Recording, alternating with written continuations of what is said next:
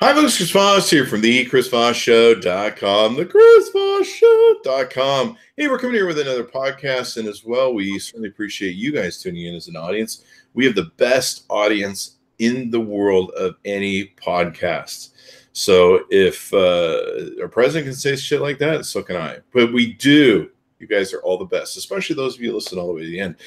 Be sure to refer for your friends, neighbors, dogs, cats, mistresses, pool boys, male strippers, female strippers, whoever you're hanging out with, invite them to download and subscribe to the Chris Voss Show on iTunes, Google Play, and they can go to youtube.com/Chris Voss. Hit that bell notification. We're actually going to be launching a vlogging series of my new puppy, my Siberian Husky puppy. So be sure to check that out on YouTube as well. You'll be able to see all cool videos. I have another dog with me, J.S. Gilbert today. J.S., how are you doing? I'm good. How are you? J.S. is holding up his very professional and expensive lower third. I had the graphics department do this for me, and so people will know that I'm J.S. Gilbert. There we go. What does the J and S stand for, or is that a secret? Is that it actually doesn't. It doesn't really stand for anything. It's just two letters that serious? Yeah. Your parents were just fucking lazy and couldn't give you like two first names? They just my parents were probably the biggest assholes that ever walked the face of the earth, which is why I had to have them killed. Have you seen our president? Well, no, they were assholes in a different way, but mostly they didn't love each other, and they really didn't love me. And I think I can see why. Very obvious as if you look at the finished product right here. So, Chris, I tell you my new business venture. But one last question I have for you, Jess. So did they not love you because they didn't love each other, or did they not love each other because they didn't love you? Like, were you the proponent that caused that? Probably. my mother actually complained when I was 18 and I actually had some money. She complained that the reason my father left when I was 2. And she complained the reason she never ever got remarried was because of me, and it was all my fault and all that. And and then you look and you see your father. And I was born like 7 months after they got married, so you do the math. Yeah, it's okay. But you know what? You can either blame all this stuff on your parents, or you can go to AA meetings and all those other things. I've done both. Yeah. At a certain point, you say to yourself, you know what? Screw it. Just take a couple of Prozac every day. Yeah. And so there you go. Heroin, booze, whatever. Yeah. I mean, really, as far as I'm concerned, as a parent, your job is to scar your child enough that they spend the rest of their lifetime in a psychiatrist's office trying to fix all the shit you did to them. I mean, that's really the passing on of the parental. I can't find the word I'm looking. Is it the gauntlet? The gauntlet, yeah. The staff of the torch, the torch, carrying the Olympic torch off. Here's your scarring. Fuck you. Now do the same to your children, like we've done for many generations. Exactly. Yeah. Although now there's the twist. The twist now is you can be 40 or 50 or even 60, and you expect your parents to support you. Yeah. Hey, Mom, can you make me a sandwich when I'm on this podcast? Thanks. There you go. So, yeah, I mean, I don't know about these new kids in this junior generation. They don't want to get driver's licenses when they're 16. They don't want to move out of the house. I know one kid right now who has no plans to go to college. He has no plans after school's over, like zero. He wants to become a YouTube star. That's what. Well, yeah, but I've got a like a little twist on that, a variation of how I'm going to get rich. I'm a professional follower. Oh, for 10 cents, I will follow you on your choice of social media. So, how much extra for like comments and likes and shit? We can do like a monthly retainer package for there you go. $50 or something like that. Or aren't there companies in Singapore that do this for much cheaper? Yeah. But unfortunately, I live in the Bay Area. We have a very high cost of living here. So okay. Well, accordingly. There you go. 10 cents. But as So are you saying you follow me on social media? Are you saying your value to my social network and construct is 10 cents, isn't it? No, that only kicks in when I start kissing your ass on social media, which I really do. I don't. Yeah.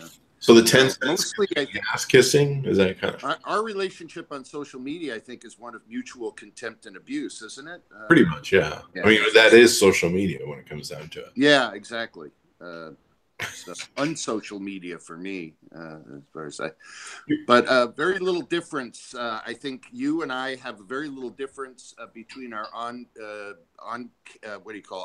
persona and our real life persona. Mm-hmm. The only difference for you is in real life you have cute dogs, which definitely up your whatever quotient. I don't know what it would be called, but me, nah. My dog doesn't even like me. Your dog doesn't even like you. What is going on with that?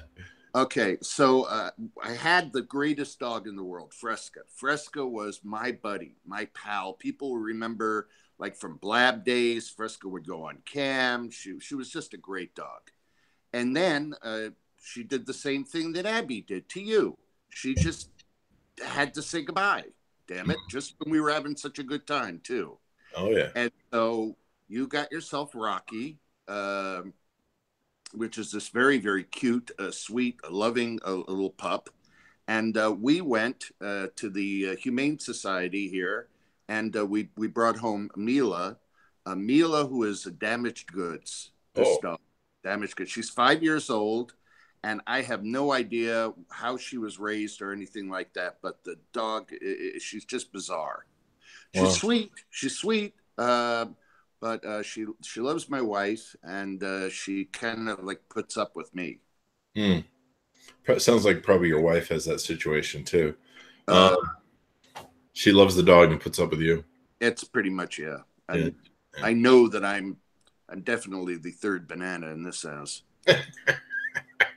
So you actually got a dog that lowered you from tier 2 to tier 3 to third banana. Yeah, that's just pretty much it. And you probably need to either kill the dog or wait. I don't want to be accessory to So JS, I've known you forever. You write funny shit on the interwebs. And one thing I did not know about you that I found out when you recently had dinner with us and the dog at Lazy Dog Cafe is that you used to do stand-up. And that's probably why you write such funny, great shit on your posts.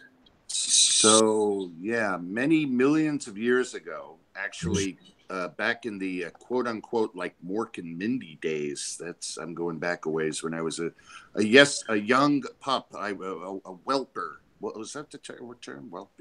Yeah, whelped. Before I was whelped as a young pup.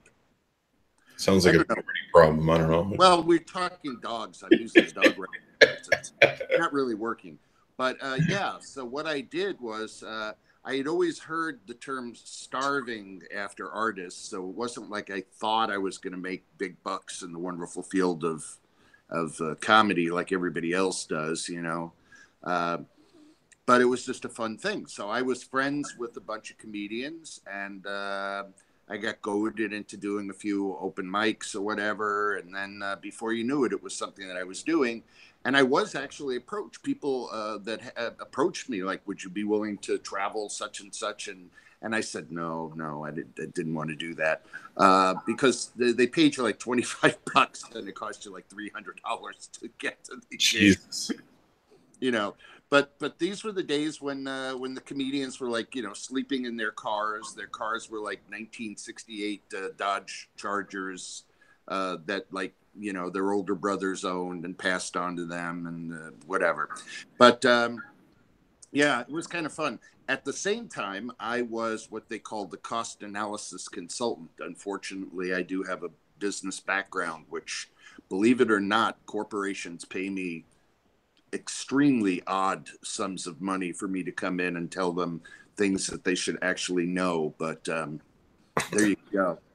That's the wonderful, wonderful thing about what we do. You know what? I think maybe if you put the garbage pail over there, yeah, whatever. It's not much more than that. So I was a cost analysis consultant, which essentially I had a whole cadre of people under me who knew a lot of stuff, things about like communications and computer systems and all that. We would go into companies and reevaluate all their contracts and their workflow scenarios and stuff. And invariably, one of the things that I wound up having to do was to fire people. So, as you can imagine, if I went into your company where you were working and you knew the nature of my work, when I handed you a flyer that said Tuesday night, I'm going to be at a comedy club doing stand-up, you know, would you want to come see me? Yeah. So I would get big crowds that came out, not because I was funny or good or anything, but because they were afraid I was going to fire them. And I was a big hit with the comedians who were always broke because I could buy them burritos or cocaine, as the case might be. And burritos and cocaine, my choice for any Saturday night. That should be the name, I think, of my my memoirs, burritos. Usually I snort the cocaine right off the burrito as I eat it. Wow. I find that's very efficient. Okay.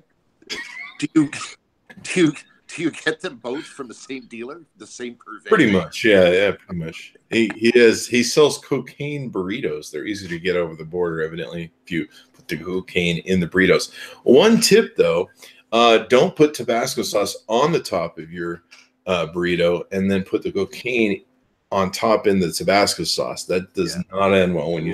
That would. Yeah, it's important safety. Not a good hobby. It's an important safety tip, and I'm glad that you know every now and then you give those out to the You'll still be able to clean your whole house in a night, but your face will probably melt off. Yeah. But so anyway, that was that was a part of my life for a while, and then I kind of sort of stopped doing that, but I still would do, like today, actually, if I get a call from like a charity or something and they want me to come out and I do, you know, impressions and I tell you, a rough crowd, I don't get no respect. And then, you know, whatever. And I do my little thing. It's fun. I did a comedy magic act for a little while. Magic act? Yeah. It had a lot of fire in it, actually, which is pretty fire. Yeah. So I had all kinds of things that would burst into flames and stuff like that. I really think after what I learned about you and your life from talking to you recently, you need to write an autobiography, and the title of your autobiography needs to be Cocaine Burritos. That's what I just said. My memoirs, it would be called Burritos and Cocaine. Yeah, that would be. Yeah. It would be it. But then what was pretty funny, so there's a guy, his name's Doug Ferrari. Some people may know who he is. He won the comedy comps in 1985, the San Francisco comedy comps. And he and I were friends. And I don't think there's a single person on the planet that I broke more laws with than him. Laws of man and of nature. Okay, we'll just leave it at that. Use your imagination, people. It's fine. And he and I, he had this connect with a guy that used to get you know what a gag writer is? You ever heard that term? Gag writer? Yeah. We were gag writers. They would fax. We had a fax machine, and they would fax us stuff. And it would say like, need a gag about the Ayatollah Khomeini and dental health or something, you know. And then we would come and then we'd come up and we'd fax it back to them, and then they would fax back and they would say accepted, $15, and they'd give you a billing code. And we would just like churn these out, like hundreds of them.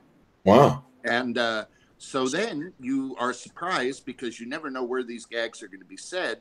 And they were actually said on like Jay Leno, the Academy Awards, the what do you call it? That day where all the press, foreign press corps, the Oscars, all these like you know, big shots or whatever. And they're saying these jokes that you came up with, but obviously it's not like we get any kind of credits or anything like that. But $15.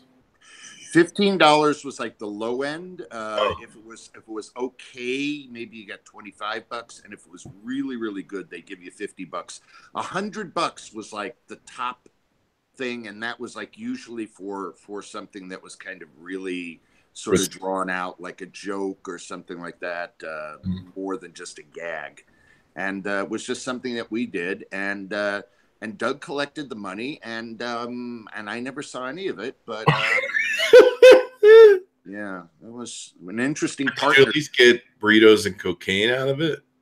Well, he did. Because as it turns out, I wind up in this nice, big, fairly nice house, and he wound up homeless. So anyway, but then he popped up again on the scene like about, I don't know, 10 or 12 years ago.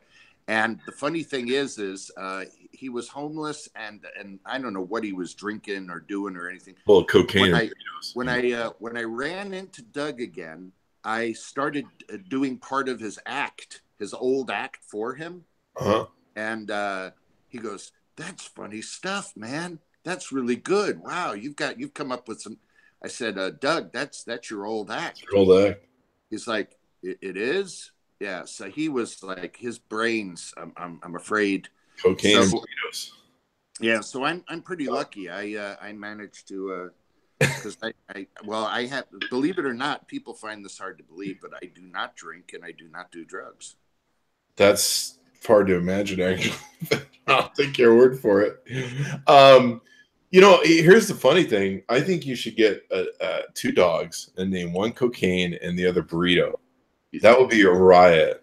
Like you're walking around the neighborhood going, "Come here, cocaine! Cocaine, come here! Cocaine! Burrito! Burrito, come here! Burrito, come!" Neighbors are like, "What the fuck is this?" They already say, "What the fuck is this?" It's funny because when I first moved into the neighborhood, the first thing that I did was I printed up these posters with my picture on it and just said, "Warning, has moved to the neighborhood." I felt it was an important thing for me to do. Your neighbors? Yeah. Wow. There we go. Well, that's bonding.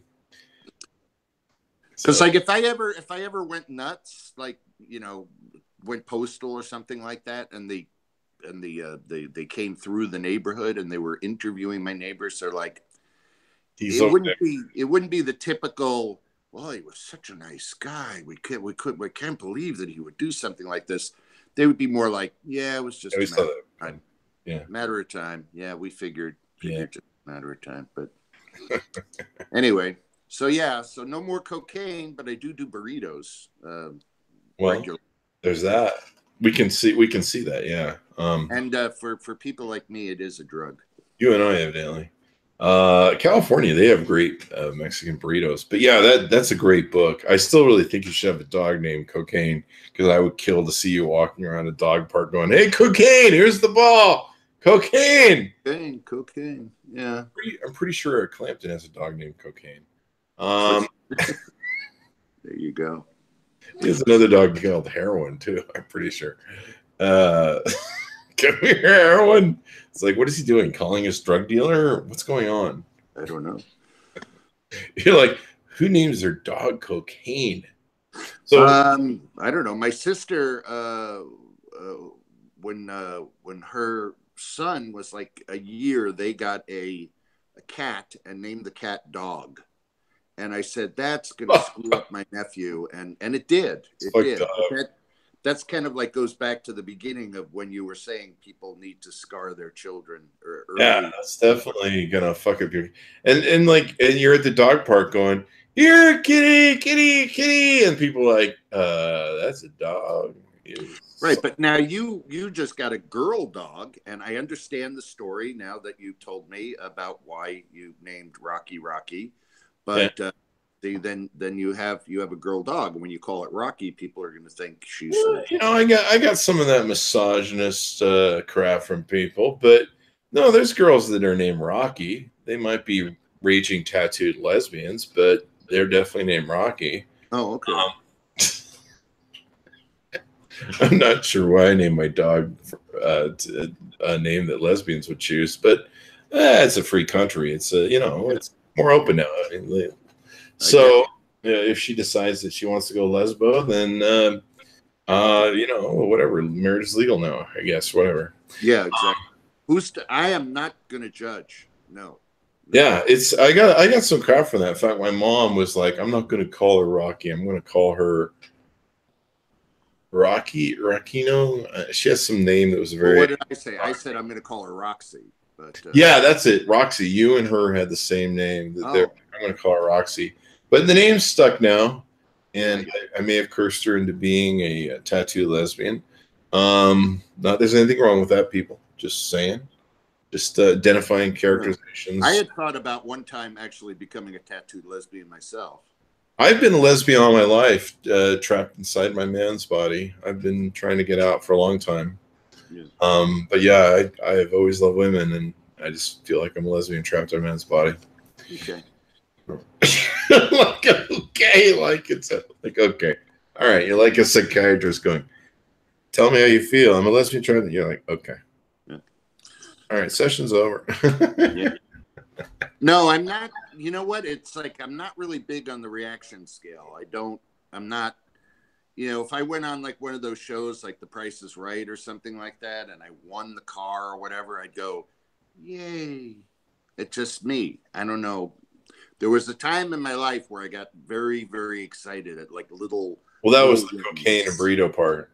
Little things, like if I got a good prize in the Cracker Jack box, I would just jump up and down and go nuts. And now. So what would happen now in your life that would make you jump up and down and go nuts? What do we have to? Where do we have to go? Let's see. If my wife came home with like a lingerie model and said, "Have fun," that would probably be good. Now would that be an engagement with the wife and the model, or just the model? No, my wife would just be there in case she had to call 911 or something like that. There's a lot of people that do. I mean, I don't know how true this is, but the study's been kicking around forever where people say that when a man cheats on his wife, a majority of the time it ends up in a heart attack and the dude dies. I don't know if that's. But see, if she brought home the woman for me, that's not cheating. That's not cheating at all, no. I think the problem is the guy just hasn't had sex in like 20 years, and then he finally gets laid and has a heart attack because it's overwhelming. So there's that. I'm not really sure why anybody gets married. Yeah. Now, you've been married for how many years? Almost 33. Wow, that's a life sentence then. It is. But it's like it's our relationship is pretty much boiled down to her. Like yesterday, she said, "Would you like some oatmeal?" I went, "Sure." And then I think the last thing we said was she said, "Turn off the TV. Let's go to sleep."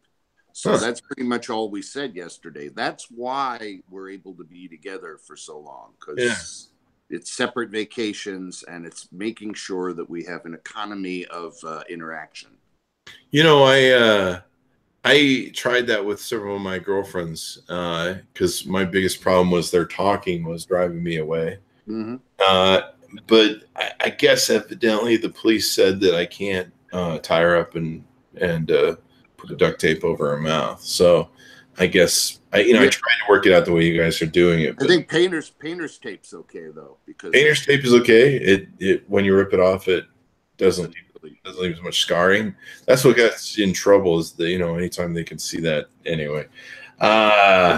It's funny. I was looking at Barbara Bush. She was married to George Bush for 73 years, and when you do look at George Bush, I mean, even the 90s, I mean, she kind of deserves a fucking medal for that. Yeah, she was. Well, you know what? I don't. I'm not someone to judge. Really, not someone to judge. But I would say that I would just love to have been a fly on the wall just on a few occasions in that Bush family.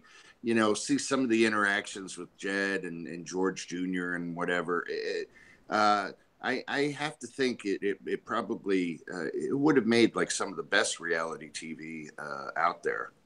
It probably would have. I mean, you had all the boys. There was Jeb and there's George W. Is there a third one? Yeah, there was Roscoe Bush, but they didn't. Roscoe Bush. There was Roscoe Bush. There was a guy named Roscoe Bush. Roscoe Bush. Was he like Billy Carter? He was the sharecropper brother. They didn't talk a whole lot about him, but yeah. Yeah, it's what do you think about this? What do you think about this free speech issue? Did you hear about the lady who said some pretty heinous things? She's a professor at Fresno College, and she said some pretty heinous things about Barbara Bush.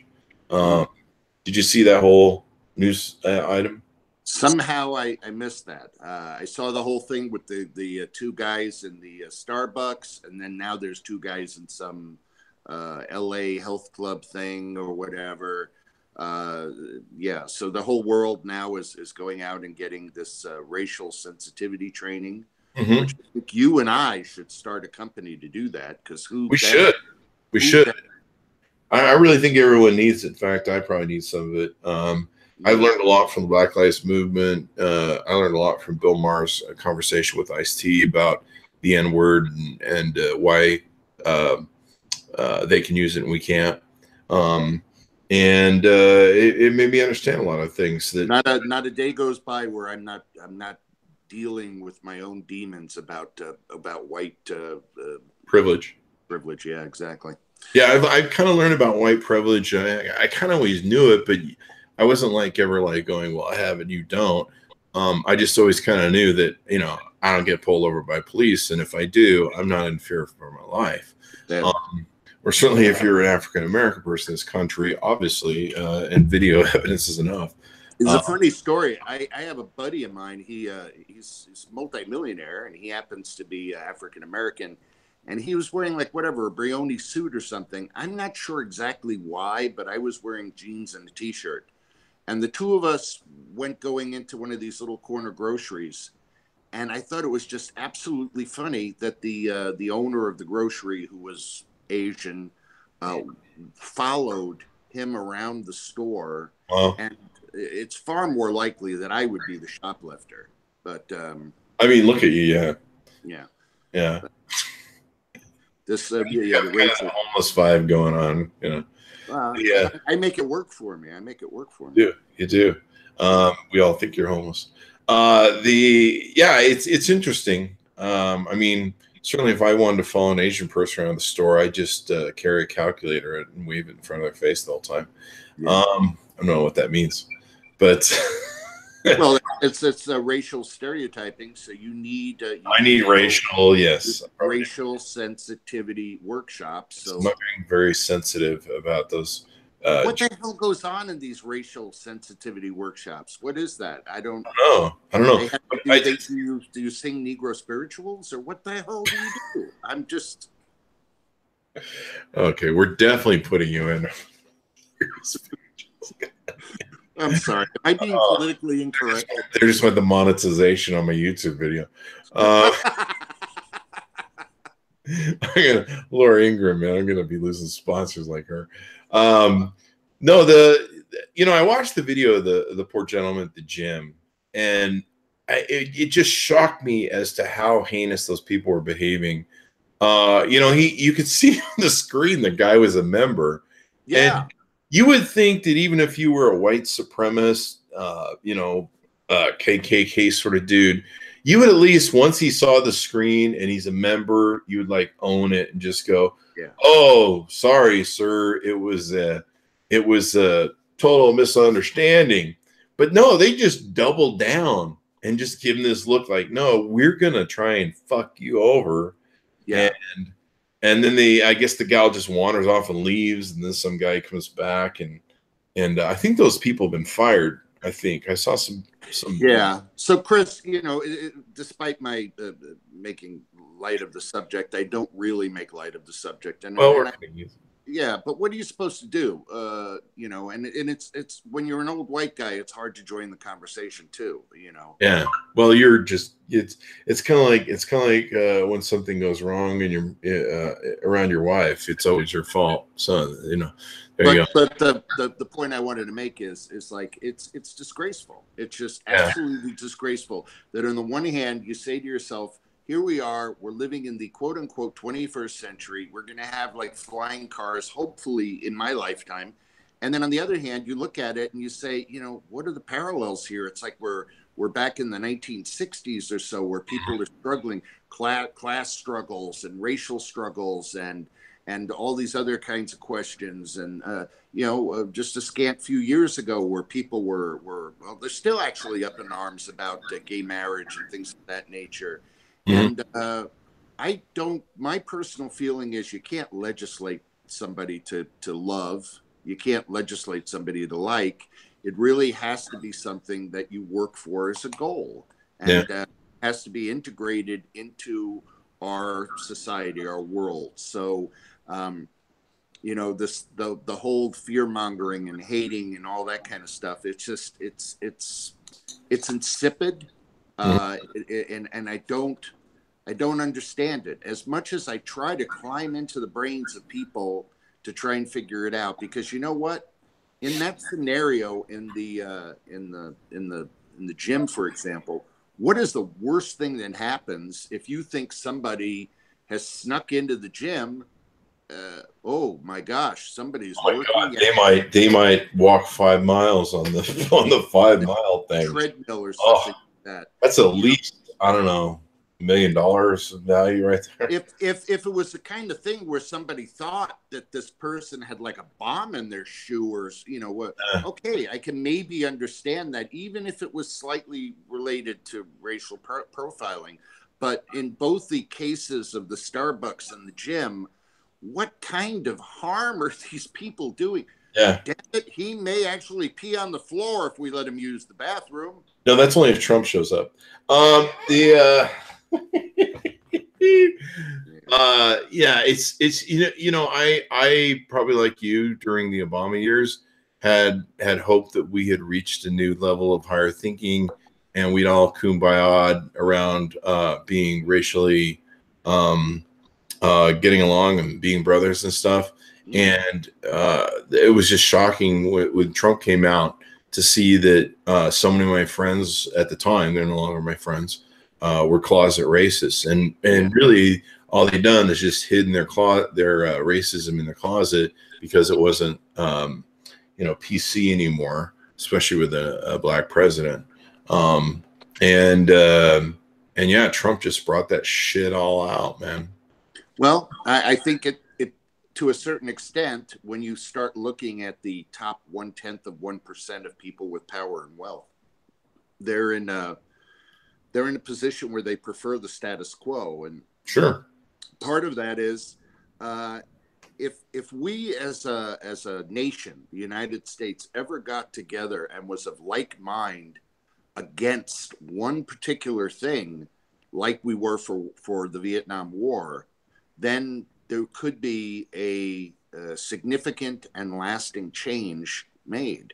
So it is in the best interests of people who are out there who are making these billions of dollars, and there are certainly people out there with money who are socially responsible and good people. But this, you know, the 0.1%, the Illuminati, the people we don't know about. And it's what they want is they want for you and me to disagree on things. They want for you and me to have our own personal little agendas that don't really get much traction and don't have much hope. So that way change doesn't occur. Yeah, it's interesting to me. The one thing I came to realize with the Black Lives Matter movement and the re-rise of racism was that we're really only, I mean, if you think about it, it was 1965 during the race riots. I mean, we just hit the 50-year mark of the assassination of JFK. We're not that far away from that time and the inherent racism that those folks fought through. It stands to me. I remember the signs in Birmingham where people are actually having to hold a sign saying, "I am a man," just to get the basic, what are supposed to be given inalienable rights according to our Constitution to every man and woman. And the fact that it's just staggering to think that somebody has to put up a sign that says, "I am a man, and I want you to view me as such." And those are the type of rights they were fighting. Just the basics of decency and recognition of being a human being. We all bleed the same. You cut us open, we're all red inside, and organs and the same organs, and that's the only differentiator is how much time we spend in the sun. I don't know, that's just kind of a joke I have when it comes to the different colors that we are. I love black women, and as far as I'm concerned, they just have better shades of tan, and I think that's pretty hot. So, well, you know what? I equally dislike all races, pretty much.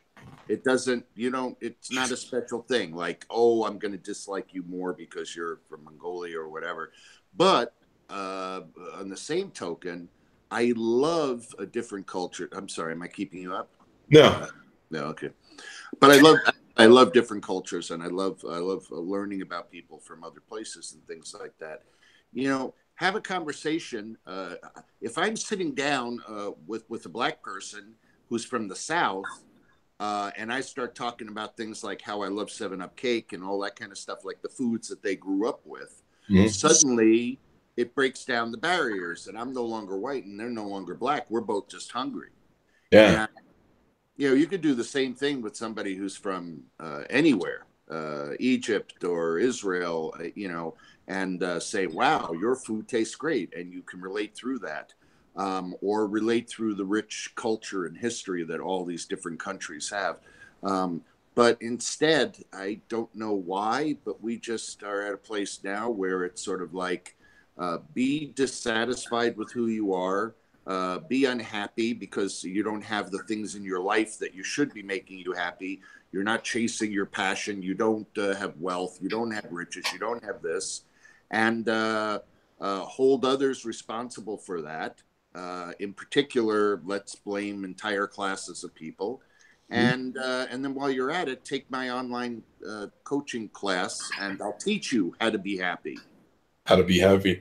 Yeah, it's we're not that far removed from that deep racial divide of the 60s. The one challenge a lot of inner city or African Americans have dealt with is this racism, and they've been held back economically by it, and in jobs, promotions, et cetera, et cetera. So we're only 2.5 generations out of the 60s. Yeah. And evidently we're still fighting through it. And I think with each new generation, we kind of reset the ignorance or the stupidity of the human race. I mean, human nature by far is just an idiot fucking OS program. And the fact that we just keep coming up and upon this. But I like what Starbucks is doing. I'm glad they're closing for a day. There were people freaking out about it. I'm fine with it. We all probably need to go spend a day in racial sensitivity training, and understand what people do. I remember watching a video recently of where a couple of cops pull over to harass a black woman in a car. Turns out she's like the Florida. Yeah. It's like, oh man, you picked the wrong person to bully. But it shows a really big example of that. And years ago, I had an employee that wanted to leave us to go into the police force. And he was the nicest kid, religious, always seemed to be, a straight shooter, dot his I's, cross his T's. Never gave me any indication that he was a racist. And and he became an officer, and I actually vouched for him on a reference. And they did ask me, has he ever made any racist comments or anything like that to you? I'm like, no, he's straight shooter all the way. So what you're saying is some of your best friends are black. Is that what you're? No, this gentleman wasn't black. He was a white guy who wanted to be a police officer. Oh, I got you. So he went into the force, and 6 months later, I bumped into him, and he let forth a tirade of all the Hispanics that he'd bullied, and he got off on arresting them, and Oh, and I was just aghast, because I sat there and I went, I vouch for you that you weren't a racist, and he just let spill every racist thing you could about Hispanics. And you tell there's a lot of Hispanics, especially because they help with the. I mean, they're very welcome in Utah, but also there's a lot of fields and groves and works that they can do, especially if they're illegal, so they can go work in the orange fields up there, cherry farms and stuff. And so he just really got, and I didn't know what to do. Do I call the police department and go, yeah, you really need to take back that reference? I think I saw him a year or two later, and he'd been kicked off the force, and I'm sure it gone bad. I mean, he was doing so much E at the time that you could, he made the joke that I could see the E in his eyes. I'm like, okay, wow. Yeah.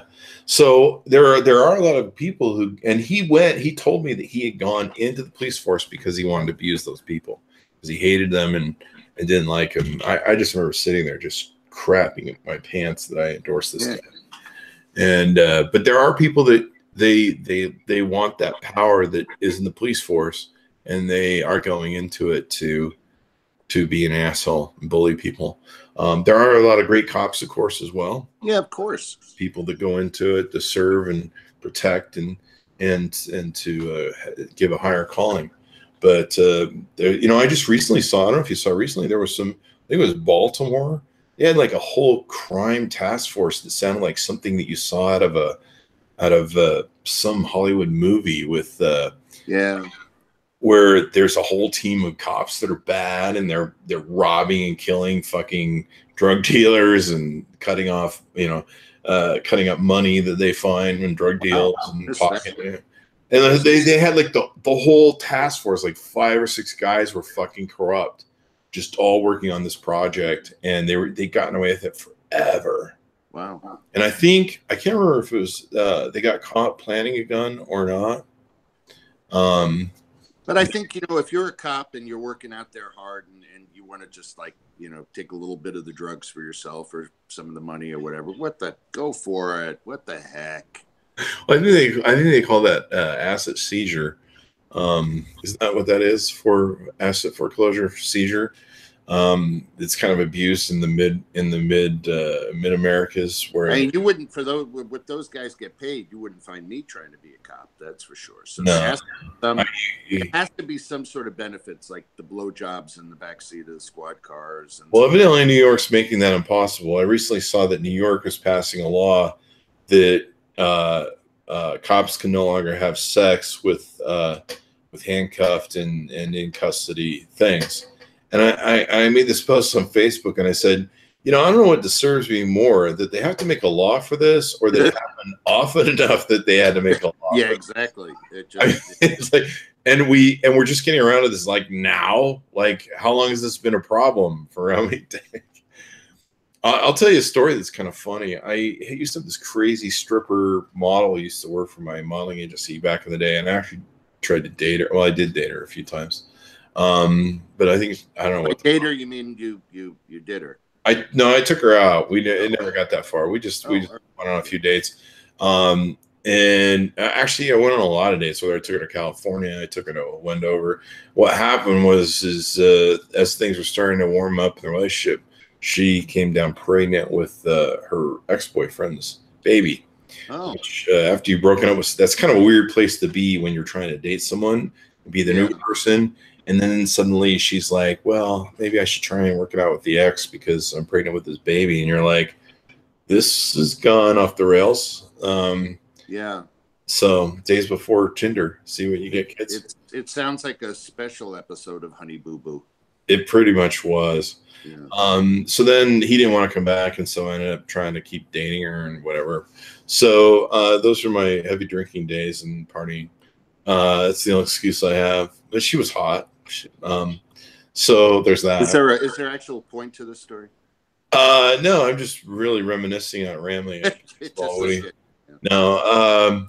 That's what I'm thinking. Like, I wish when I was single that we had the cell phone cameras, because I really, I dated some hot women, and I'd like to have the videos to look back on now, and there's nothing. I have nothing. Yeah. I mean, we lived prior to that phone age. I mean, back in your day, we had to buy film, load it in the camera, and then hope the picture exposed right, and then take it down the local telephoto and have them develop it. And like a week later, you might get to see what your pictures look like. But then you always had that guy at the drugstore, you know, when you gave him the pictures, and he'd go like this. Hey, I've seen those porn shots you made. The no, the point of the story is so she's kind of a crazy chick, and one day one of my models calls me and says, "Hey, have you listened to so and so's voicemail?" And I go, "No." And I go, "Evidently," and she goes, "Evidently she had sex with a highway patrolman to try and get out of a ticket. And she's really angry because he gave her a ticket after she had sex with him or blew him. I can't remember which." Wow. So she had this thing on her voicemail. This was pre-Twitter, so I guess this was the way that you complained about shit in the public spectrum.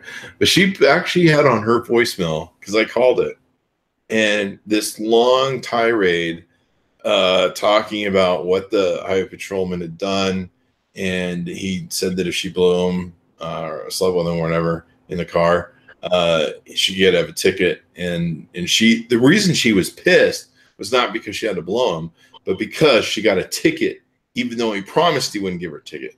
Maybe the blowjob just wasn't that good. Maybe that's really what it came down to. You know what? I've never actually really had a bad blowjob, if you know what I mean. It's just that's some are better than others, but that's just the teethy ones, the ones where they haven't gotten the teeth lip coordination down. Those are those always never end well. The Mama Blood, so anyway, it was funny to listen to her message because it was this long tirade about how, you know, she was going to report him and blah blah blah, and you're just like, so everyone who calls is going to know this story about how you blew a cop. And I mean, it was the most amazing thing ever that someone would put on their voicemail, and I was just like, wow, okay, all right. But I mean, maybe she just didn't do a very good job, and maybe she didn't finish him, so he still gave her a ticket. That's what I'm left wondering after all these years is why did he still give her a ticket at the end? Huh. Okay. Yeah, that there are these mysteries. Mysteries of the universe. Mysteries of the universe that we may never know. You know what? There are certain things that I can't figure out. For example, like stuff like that. Like, okay, I was at the store. You know, in the by the checkout, they have like a basket where if you decided you don't want something or whatever, or like parents, the kids are like playing with things and then they take it away at the last minute and throw it in. I put my kids in there and I haven't seen them since. Ah, there you go. But I was at the supermarket and I looked in the basket and there was all this kind of stuff that you would expect, lots of candy bars and toys and things. And then on top of that, there was a box of tampons. And I'm thinking, wait a second, you're in line and you've suddenly realized you don't need them? Or I don't know. I'm sorry. But it's just one of those mysteries of life that you're always wondering, like, what she did wrong as far as that BJ or sexual encounter was concerned, that he would give her a ticket anyway. And so now I'll be wondering that, and as well as why somebody would at the checkout decide they didn't need tampons anymore. You know, I don't know. That's a good question. I mean, sometimes you do have to choose between the cannoli and the tampons. It's always a quandrum. Leave the tampons and take the cannoli. You've got my Godfather reference there. Leave the tampon. Yeah, I don't know, man. I never have figured out. This has always been one of my complaints whenever I've had a girlfriend. They're always too embarrassed to go buy their tampons, and they want you to go to the store and pick up their tampons. Oh, okay. And I'm just like, number one, this is a lifelong experience for you, a relationship that you have with tampons as a woman. Mm-hmm. Why would you be embarrassed? Number one. And number two, like, every woman has this issue. and some guys do as well, or they need tampons because they're bitches. But you know, I mean, isn't there a certain point after all the years that you would just not be embarrassed to buy tampons anymore? Well, after a certain amount of years, they go through menopause. So yeah, but I mean, is there any checkout clerk in any store who's like going, "Oh, here's a woman sitting before me, and she's buying tampons." Well, here's the trick: if she asks you to go out and buy tampons, you buy the tampons. And you also buy like a gross of Magnum condoms. That's what I do anyway. You know, I'll tell you a funny story. I suppose I can tell the story. It's pretty funny.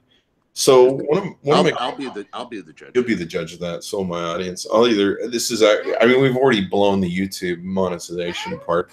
So years ago, I had a girlfriend. She's a wonderful person, but in her youth, she had really bad ADD, ADHD, and she was douching like 5 times a day.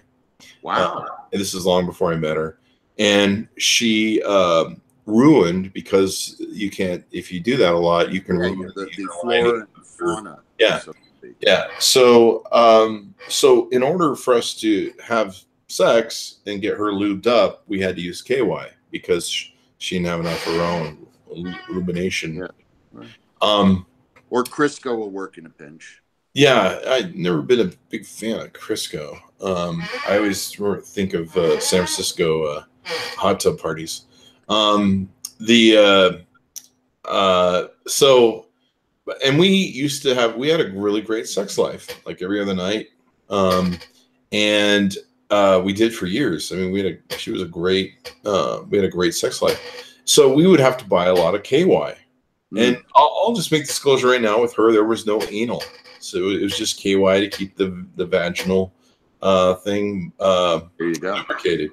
Okay. And it was funny because we lived in Utah, and so you never liked buying the KY. So what we do is you buy a lot of it at once. So then you wouldn't have to be embarrassed every time you went to the store and bought a single bottle. So you just buy a whole bunch of it. So we would be in Utah, and we'd go through the stores with the Mormons, you know, running the tills and everything. And there's like 5 bottles of KY, and they're just looking at her, and they're looking at me, and they're just like going, what the fuck's going on? Yeah, I'm guessing that's that Brigham Young no. Yeah. Yeah, just sex alone. In fact, when I was a kid, I lived in a small town, and you know, most of the members of the church worked at the store. And so my friends that were 16, they were too afraid to go buy condoms. Now I left the church and stuff, so I was free to be a Gentile and do whatever I wanted. So I didn't mind buying condoms for myself and my girlfriend. But my friends couldn't buy condoms. In fact, one of my friends was dating a girl who's the bishop, was the manager of the local Smith's food store. Oh, okay. So last thing he wanted to be was, at the store buying condoms, and, you know, someone going, don't you date the bishop's daughter? You're buying Magnums, huh? So what I used to do, I used to have this kind of deal when I was in high school, where I would buy condoms for my friends. They'd have to give me the money to go buy the condoms, but they would have to buy me like a case of Mountain Dew. And that was my drug dealer, condom dealer commission, was a case of Mountain Dew. I love Mountain Dew. That's true. You go to like Mountain Dew Anonymous, don't you? I do now. So I would always be like having people come to me and buying condoms for them. And the weird part was, whenever they stopped buying condoms, I knew what was going to happen next, because they call me up and be like, Chris, she's pregnant. And I'm like, yeah, I know, you stopped buying condoms for me, you dumbass. And so there was that. Yeah. Okay. We've segued quite far off of whatever topic. I know. I was kind of hoping. You're like the 5. I was going to do the 5 tips to better relationships on LinkedIn, and I don't know how we got here. But. Well, we're in the tips section, so. Oh well. Condoms and tips. So maybe you could segue into LinkedIn. Well, so there's this nurse, and she says, "Oh my goodness, have you seen the patient? He has a tattoo on his penis, and it says USMAP." And the other one says, "Oh no, no, no! It says United States Marine Corps." I have a tattoo on my penis of my penis, only larger. I have one on my butt. It says, "If you can read this, you're too close." Yeah. Okay. All right. You have a penis on your butt. No, it's not a penis. It's a tattoo on my butt. Oh, but is it a tattoo of a penis or? No, just the words that say, "If you can read this, you're too close." Oh, you're too close. Yeah, no, but I always carry a spare. I carry a spare penis in my pocket, though. Do you really? Yeah, just in case. Is that your stunt cock? Is that your stunt penis? It's my stunt cock. Did you ever see the movie Orgasmo? No, somehow I missed that one. You gotta watch the movie Orgasmo. It's Trey Stone and what's his face? Oh, Trey Parker, you mean? Yeah, Ray Parker and Trey Stone. Trey Parker and Matt Stone. No, Matt Stone. Yeah. Is it Matt Stone? Yeah, I think so. But they did a movie called Orgasmo that's just hilarious. You'll have to see it. But I do. That's my best impersonation I do as a character from South Park. Really? Yeah. Did you watch South Park? You know? Yeah, I love South Park. Oh, now, children, you can't go anywhere today. Today is Salisbury Steak Day. Oh, children, why can't you be happy for me? You have to call my wife a succubus. I'm going to lay you down, sweet woman, and make love to your body. I'm going to fill you with desire and lay you down by the fire. Can you say my big salty balls? Oh, suck up my chocolate salty balls. I remember that. I was rolling on the ground with that. Yeah. That's so fucking funny. I love that chef. Oh, he was my favorite. Yeah, he's gone. Awesome. He's gone. I even had a shaft, one of those big leather shaft coats. Yeah. It was huge. It was like, and of course when I wore it, I cut quite the menacing figure because that's me. You gotta love it. Well, JS, what else we need to cover here? I don't know. I think we pretty much we've wandered by the way, I just should at this point say all of the views expressed here today are those of the voices in our heads, and in no way actually reflect how we do things in real life. They're just our demons. Our demons, really. Our demons? Our demons, yeah. Well, that's pretty much, I think, where we're at with everybody. And I apologize because I don't think we've said anything offensive to Jews or Muslims. So it's not that we don't love you. It's just you didn't enter into the conversation. I guess we are being discriminatory by not telling jokes about Jews and Muslims. Yeah, there's that. But then, I don't know. Oh, did you hear I have an Easter joke. It's just short after Easter. You want to hear my Easter? It might be too soon, but go ahead, yeah. All right, but you'll like this one. So Jesus Christ is crucified on the cross, and he's buried in a cave, and a stone is put over the mouth of the cave. And it said on the third day he will rise, push the boulder away from the cave, and he will go out. And if he sees his shadow, we get 6 more weeks of winter. The third day he will rise. What the fuck is he, bread? Christ is risen, truly risen. I have the same. Now we have to put him back in for a second proofing. Yeah. I say the same thing after a load of Viagra. Do you? You don't. No, you're not. You don't use chemical aids. I don't need them yet, but evidently I'm told. I, on the other hand, these are life sustaining for me. Do you see what I have here? Pills. And this, if you look at it, AM. These are just the AM. Holy shit, dude! Just the AM pills. Wow. Yeah. And you have to put those in your butt? Yes, they are a convenient suppository. I said, what is it from Futurama? Remember the professor on Futurama? He's like, Good news, everybody. I've taken those pills and turned them into a convenient suppository. That's the only way to eat these anyway. Yeah. That's a lot of pills, man. So how many of these are legal and how many are illegal? No, they're all. I don't take anything illegal at all. Oh, that's right. You don't drink or. No, seriously. I quit. No more cocaine and burritos.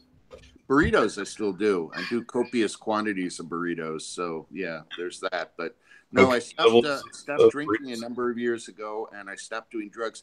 But here's the funny thing.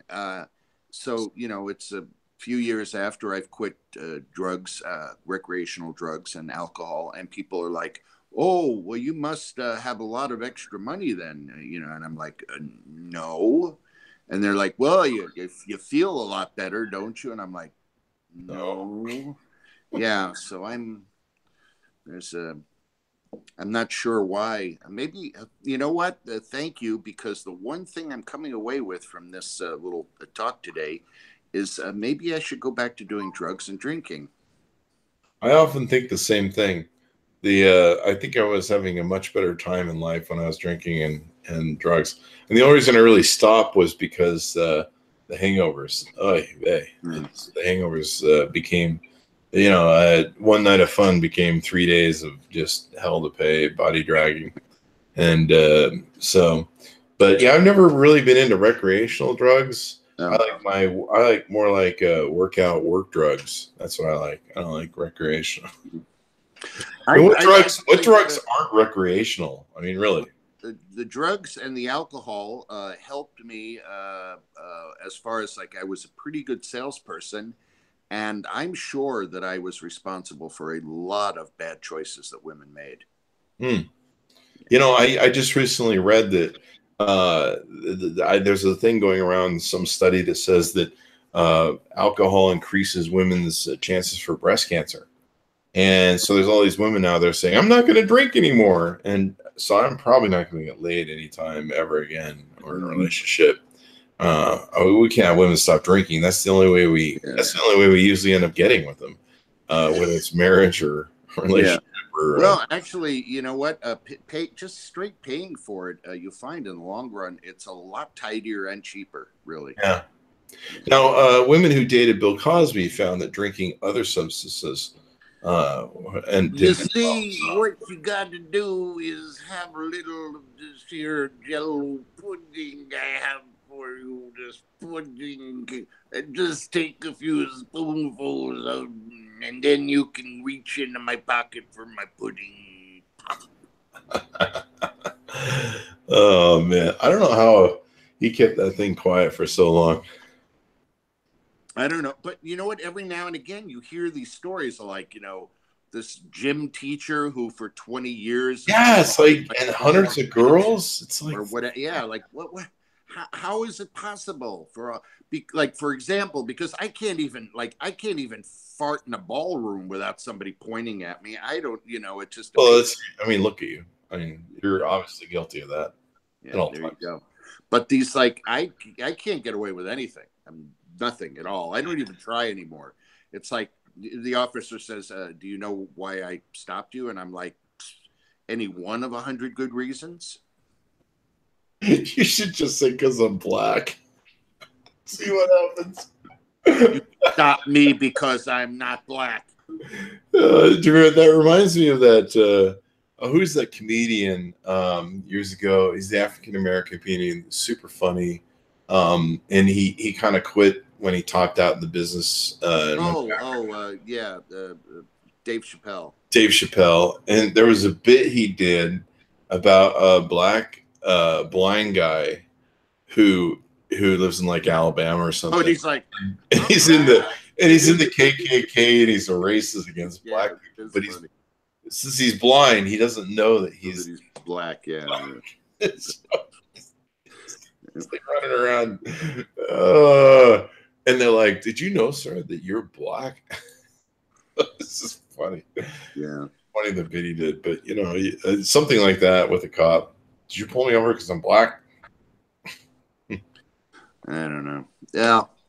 All I could say is, going out there, my mantra these days really is to be kind, and that's just to be serious here for just a second, because your viewers don't know me, and I'm sure they're You are. hella confused by you, so. I don't know what's going on here. Sometimes he unboxes things that are really incredible, useful, and then other times he has this show where he just drones on about nothing, and I don't get it. It's like a Seinfeld episode. How does he even support himself? I haven't figured it out yet. Well, I'm a male stripper on the side. Duh, everyone knows that. Look at me. Exactly. But I really do think we all need some racial sensitivity training. I really think we need to start teaching. I got thinking about what we do in schools, and we do this kind of like half-assed, vague sort of racial teaching, where we teach the history of slavery and everything, and what came out of it. And I think that maybe we teach some of this stuff hoping that we'll learn something from it. It's like a vague sort of don't be racist by teaching about racial inequality and the history of slavery and the bad things that our country's done. And I think we need to set that aside and go, no, we really need to just talk directly about race and racial sensitivity training and learn about they're hard conversations. Really hard conversations. But, and especially at an early age. In elementary school, we need to start teaching this, because kids don't grow up racist, or they're not born racist. Let's put it that way. Someone teaches them. And you need to learn. You need to learn that person is an asshole, and anything else is just secondary. That person is a nice person, and anything else is secondary. It's not the wait a second, I see a Hispanic and I immediately am thinking to myself, what do they want? Are they going to come up and try and fix the dents in my car or something like that, or or sell oranges door to door to me, or what have you? It was the funniest thing. We have that. They come, they'll come with big bags of oranges here, and they ring your bell, and it's like, you want to buy oranges. God bless people who are out there who are trying to support their families, are willing to do whatever it takes. And I just remember being over at a friend's house, and he bought the oranges while we were there, and his wife when she came home, she yelled her head off at him and said, "You realize we're never going to get rid of them now. They'll be ringing our doorbell every day." And it's like, hey, if you deliver produce to my house for free, I have to pay like $10 right now to get groceries. I'm all for that. It's a sad state in this world, and I'm a real big believer in John Lennon's song Imagine, where I really wish we'd quit having these territorial flags that we put up of, I'm a USA person, I'm a white person. Nationalism sucks. Nationalism sucks. If you look at the European Union, nationalism is destroying it, because here's the European Union. You walk down the street, you say, I'm French, and another guy says, I'm German. Well, they hate the French. If the two of them said, I'm European, guess what? That euro would be worth more than £1 right now. And so, but again, mentally, it's. I'm hoping that the generations that are coming up now are going to be able to look at these things and say, these are the evil demons of people who didn't have the tools or ability to take care of it, and we know better, and we are going to rise above all this, and and make that a priority, because again, the only thing we can do when we go out into this world every single day is to just say, be kind. It doesn't mean I can't be sarcastic. It doesn't mean I can't be funny. It doesn't mean any of that. It just means be kind. Be human beings. Humans. Yeah. In fact, when you talk about Europeans, I mean, even Trump was in Russia recently doing some European. I think there were some European hookers that he had in Russia in the hotel room, didn't he? I got to take that low-hanging fruit there, JS, for the joke.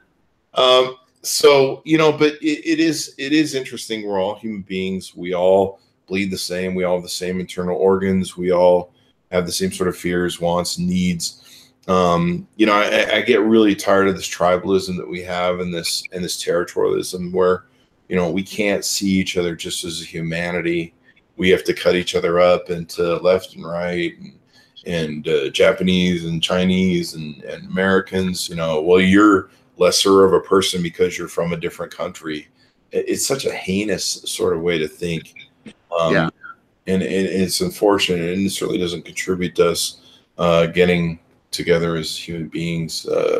Well, let's look for the best things that people can bring to us, and the best things that we can bring to others. Let's look at that instead of, it's all these kinds of things. But the problem, the big problem out there that I see is that people just don't agree ever on what the problem is. There is, to a large extent, no more greater good out there. We don't give a shit. And everybody's got their own personal agendas. And, I wish it's easier to hate than to educate yourself and go through the work of learning and educating yourself about another person, another culture. It's much easier just to go, wow, fuck those people. And I don't think so. I don't know. I think it's easier for some people. I mean, it's easier for them to go stranger danger and that person, whatever, another country or whatever the case may be. It's easier to just go right to hate. And usually it's surrounded by a lot of ignorance when you see racial intolerance. Well, here's the thing. The thing is, we're in a weird sort of society right now where we look at an asshole multimillionaire out there, a total jerk, a putz, and we go, yeah, let's lean on every word that person has to say and make them our mentor. And you take somebody who's like a bus driver or a janitor, and not that I'm knocking those professions, but those aren't the types of people who usually are called upon to be mentors or consultants. And you take somebody who's just the happiest guy in the world, who's a janitor or a bus driver or an accountant or something like that. And really, those are the people, I think, that have risen above. And it doesn't matter that they're not chasing their passion or whatever, but they're able to find the things in life that they can love, that they can embrace, that they can get through. Their life doesn't have to be this roller coaster of and all that kind of stuff. Hookers and girls peeing on you in rooms in Russia. Truthfully, for me, you give me a good slice of pizza or a hot dog, and I'm just as happy as if I were sitting there eating a big steak or lobster or something like that. It's not, but there are people out there where maybe because they can't afford the lobster or the steak, and they think that's what it's all about, they just can't enjoy the hot dog. Well, I can tell you, I kind of side with a lot of evangelicals in this country where, for years and decades, looking at all these presidents, I was just like, if we could just get a president that was into golden showers, that would really complete me. What I really was hoping we could get was a nude sumo midget mud wrestling president. I think that's the next president. Yeah, sumo mud wrestling, KY Jello wrestling, twins. I think that's where we're going. I mean, it's pretty much the whole idiocracy. I got to go watch that whole movie. I've only watched the first part of it. We could do the death match. That's how we become president. It's like 27 people want to be president. They will enter the ring, but only one will emerge triumphant. I would like what they're talking about Michael Cohen turning on Donald Trump in flipping state's evidence there. Evidence. Trump didn't even pay him the $130,000 back. Well, there you go. But who I really want to see turn on Trump and betray him and just sell him out. And I think this person not only knows where the dead bodies are, they have them. Trump's hair. That orange hair. I want to see Trump's hair turn state witness on Trump. Because I think if that hair could tell us stories, can you imagine? Yeah. Well, the funny thing about his hair, it's really weird. When he was a young man, he had dark hair. He was brunette. Yeah. So it's like you would want that thing on your head on purpose. This is a goal. It's a goal. Well, most people don't know this about Donald, but in the 80s, he did do a lot of cocaine, and he used to shampoo with orange tang, and that's kind of the reason he's turned out that way. Oh, it's a lot of orange tang shampoo. No one ever told him that orange tang is not an appropriate cleansing mixture or shampoo. So, well, but it was the 80s. I mean, it was back in the 80s in Russia. In Russia, it was a big thing for high colonics. We're doing Club 54 and orange tang high colonics. Yeah, and it was when he became. Sure, it was Andy Warhol who turned him onto that because he was doing tang colonics. Tang colonics, yep, they were all. Yeah, and he would go, yep. And, I mean, we were all in the tang in the 80s because I mean the spacemen, Oh well, yeah, they were. But I think he went to a whole new level. But yeah, evidently he's kind of like that. He's kind of like that person who took all that colloidal silver and they turned silver. Remember that guy? No, I thought they turned a different purple, right? It was a purple, silverish sort of purple color. Silver, whatever. You just looking at me like you took too much colloidal silver, didn't you? Yeah. And that's what happened to Trump. He's taken so much orange tang, and that's why he looks like the orangutan from the Clint Eastwood movies. Do you know what? I still every day I think to myself, there's no percentage points in wanting that man to keep being a total loser buffoon. And every day I wake up hoping he has an epiphany. I really do. I'm hoping he wakes up an epiphany. It means he's pulled a George Bush and he's instead of choking on a nut, he's choked on a Big Mac. No, I just not that I would wish ever harm on him, but I would. Yeah, I just want him to do the right thing. Either that or because the whole look at this. If he gets kicked office, what happens? We wind up with Pence. If I ever ate like he eats, I would be dead. Like there's no way. Like there's that guy. What's his name? Who did the Super Size Me? Yeah. He almost died. I think he had a mild heart attack or something. Didn't Burlock. Yeah, they said he spent 30 days a month eating like Trump, and the guy almost died. And I don't know. So. There is something to be said for his amazing physique and the fact that he's built up all these antibodies to fast food. Plus, he attracts hot models, with and porn stars, evidently, with that hot physique. Well, chicks dig him. Maybe that has something to do with the fact that he's pretending he's a billionaire. Yeah, pretty much. I'm still trying to figure out how he got on the Forbes 400, and they just took his word for it. That was kind of weird to hear this week. So anyway, the world should be at a rare place. Everyone sit down and listen to the song Imagine 5 million times until you get it. And but yeah, I think we all need to realize or they can listen to the song Who Stole the Kishka. Who Stole the Kishka? Yeah. What the hell is Kishka? Kishka? Oh, see. Now we can talk about the Jewish people. Oh. We just totally went Yiddish. Yeah, no, the kishka is a deep fried fat, basically, and a food product. It's deep like fried fat. A grain that's mixed with fat that then is deep fried. We took some fat and then we fried it because it didn't have enough fat in it. Yeah. And then if you're from the South, you'd probably put butter on it, but there's that. Brits. So, yeah, it's just one of those kinds of food products that, hey, JS, try this.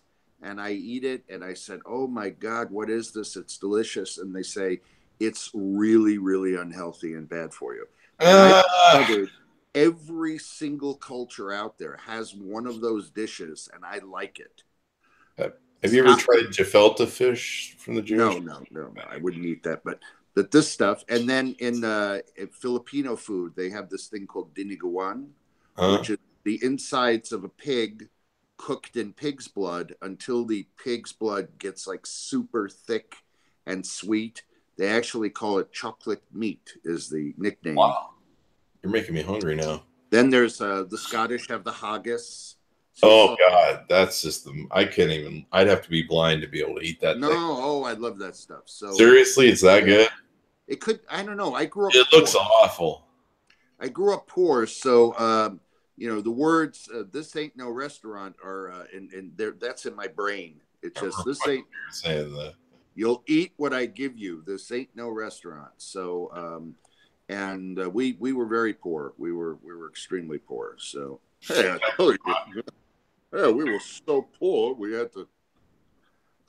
I don't even have a joke for that, but we were so poor that I couldn't have my friends over to the house because we had the welfare Deseret food from the Mormon Church cult in the fridge. Are you serious? So, yeah. We were so poor that the Mormon Church has its own welfare arm. Yeah, no, I didn't know about that. So you can go there and you can get you can get food, and they have a big Deseret label on them so that they're designated as welfare food. So I could never have my friends over to my house because invariably we somebody stick their head in the fridge and be like, "Oh, your parents are poor, your own welfare," and that whole bit. We had we got bags of groceries every now and again. Yeah. My mom used to do a thing. We were so poor where she'd take the bottle of ragu and then she'd pour that in, and God bless her, she was just trying to make things work. And then she would fill the bottle of ragu with water and then pour that into the ragu. So you got like this double water. So you get like this plate of spaghetti that would have very little sauce on the spaghetti. And then you'd have this water moat that would form around the spaghetti, I guess to protect it from invaders or something. But it was like this water moat. Okay. And that's how poor we were. Wow. You had a bedroom? You had a bed? You had a father? You had No, we were, and it's funny because I tell people a story. I don't think I mentioned this to you. I actually started working when I was 9 years old.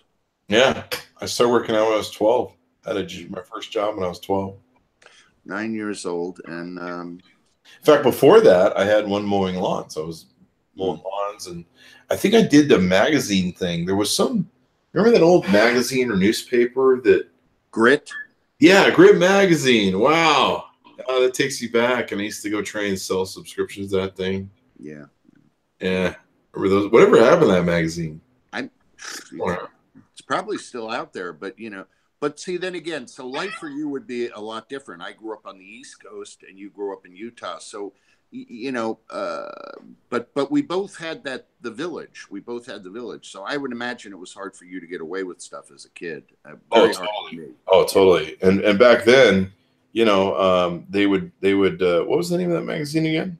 Grit. I think it was called Grit. I'm going to look this up. Yeah, it was really hard. And back in those days, your neighbors could beat you. And oh, exactly. And my mother would thank them. Like, your kid wasn't doing some stuff he shouldn't have done, so I smacked him a few times. And they're like, my mother's like, okay, I owe you one. The problem I would have was your neighbors would beat you and then send you to your mom, and then your mom would beat you, and then your mom would go, wait till your dad comes home. You're like, this is way too much punishment. Like, I got it the first time. But did you get the belt? Did you get the belt? Oh yeah. Got the belt, got the broken wooden spoons over my butt. It looks like Grit magazine is actually still Look at this. business. Yeah. It looks like it's more of a cooking thing, though. I don't know. Get the nitty gritty on rural living. Huh.